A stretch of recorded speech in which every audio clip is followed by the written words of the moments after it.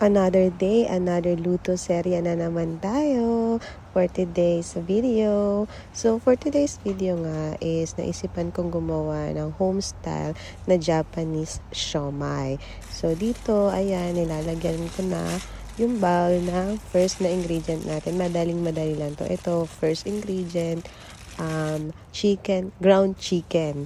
Tapos, nilagyan ko na rin ng chopped na carrots. So, yan, simutin lang natin. At syempre, kailangan maghugas kayo ng mga kamay nyo pag ginagawa nyo to. So, ayan, meron tayong giniling din na, hiniwa ko lang talaga yan ng maliliit yung hipon at imitation crab meat. Yan, isama na din natin yung mga yan. Tapos, naglagay lang din ako dito ng sweet soy sauce. Sa mga sukat-sukat, kung ilang ganyan, ilang ganito, bala na